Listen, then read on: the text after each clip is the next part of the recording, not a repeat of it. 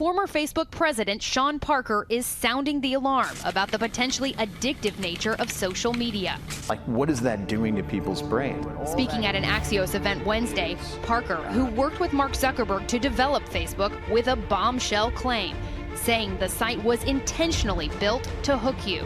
That thought process was all about how do we consume as much of your time and conscious attention as possible. It's a social validation feedback loop because you're exploiting a vulnerability in human psychology.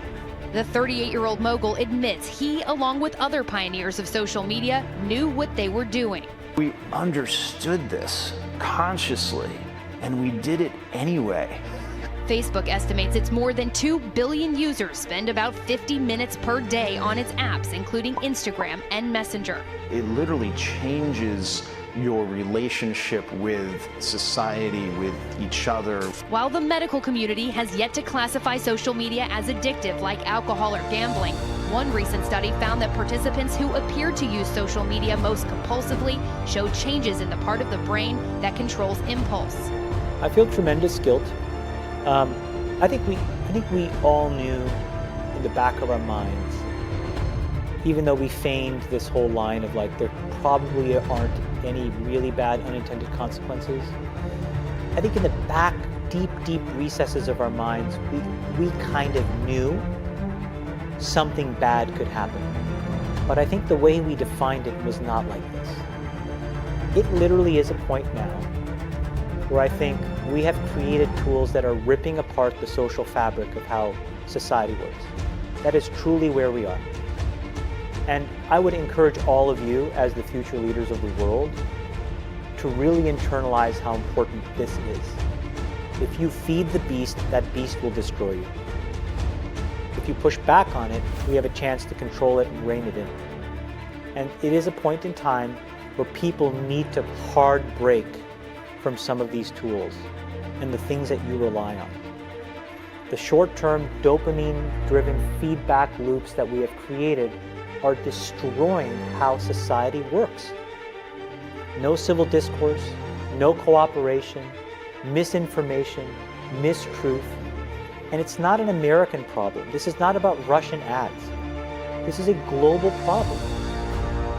So we are in a really bad state of affairs right now, in my opinion. It is eroding the core foundations of how people behave by and between each other. And I don't have a good solution. You know, my solution is I just don't use these tools anymore. I haven't for years. It's created huge tension with my friends, huge tensions in my social circles. If you look at, like, you know, my Facebook feed, I've posted maybe 2 times in 7 years. 3 times, 5 times, like it's less than 10. And it's weird, I guess I kind of just innately didn't want to get programmed. And so I just tuned it out, but I didn't confront it.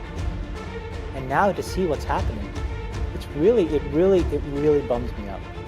Like, think about, like, there were these examples where there was a hoax in WhatsApp where in some like village in India, people were like afraid that their kids were going to get kidnapped, etc. And then there were these lynchings that happened as a result, where people were like vigilante running around. They think they found the person, and I mean, seriously? Like, that's what we're dealing with. You know, imagine like when you take that to the extreme, where, you know, bad actors can now manipulate large swaths of people to do anything you want. It's a really bad state of affairs.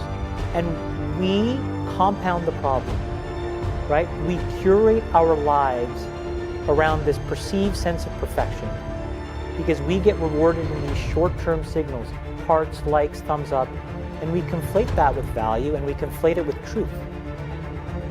And instead what it really is fake brittle popularity that's short-term and that leaves you even more, and admit it, vacant and empty before you get it. Because then it forces you into this vicious cycle where you're like, what's the next thing I need to do now? Because I need it back. Think about that compounded by 2 billion people. And then think about how people react then to the perceptions of others. It's really bad. It's really, really bad.